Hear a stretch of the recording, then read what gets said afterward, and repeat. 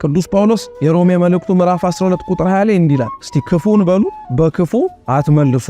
መንፈሳዊት ማለት ይሄን የገፉን አለመግፋት፣ ያራቁን አለማራቅ፣ ማቅረብ የምትችለውን ነገር ማድረግ ነው። የቅዳሴ ጊዜ መግቢያ ትዝ የሚላችሁ ከሆነ በሰማይ ያሉ ልብክሙ ይላል። ልባችሁ በየት ይኑር? አዎ ጌታችን ኢየሱስ ክርስቶስ መንፈሳዊ ሕይወት መጨረሻው እዚች ምድር ላይ ሳይሆን የት ነው? በላይ በሰማይ ነው። የመጨረሻው መንፈሳዊ ሕይወት ጽናት ይፈልጋል። የደከማችሁበትን የኖራችሁበትን የመንፈሳዊ ሕይወት ፍሬ ለማየት ጽናት ይፈልጋል። እስካሁን የጾማችሁ ጾም፣ የሰገዳችሁ ስግደት፣ ሁላችንም ያደረግነው መንፈሳዊ ምንም አይነት ነገር እንድታዩት ጽናት ይፈልጋል። ኢየሩሳሌም የተባለች ቤተክርስቲያን ውስጥ መጠበቅ ያስፈልጋል። መንፈሳዊነት ማለት ይሄ ነው። መንፈሳዊ ሰው ማለት ይሄ ነው። እውነቴን የምላችሁ ቤተክርስቲያን አሁን ባለንባቸው ረጅም ዓመታት ውስጥና እስካሁን ሁላችንም በእድሜያችን በቆየንባቸው ቆይታዎች ውስጥ በጣም ብዙ ያነሳት ቢገኝ በከተማው ውስጥ ደስ የሚል አይነት ነገር የሚኖረው በጣም ብዙ የምናደርጋቸው ነገሮች ሲሆን መንፈሳዊነት ነው። እግዚአብሔርን መንፈሳዊ ሆነን መንፈሳዊ ሰው ሆነን ለሱ ብንቀርብ አልጫ ለሆነችው ዓለም መንፈሳዊ ሆነን ጨው ሆነን መቅረብ ብንችል ኖሮ ብዙ ነገሮች ይቀሉልን ነበር።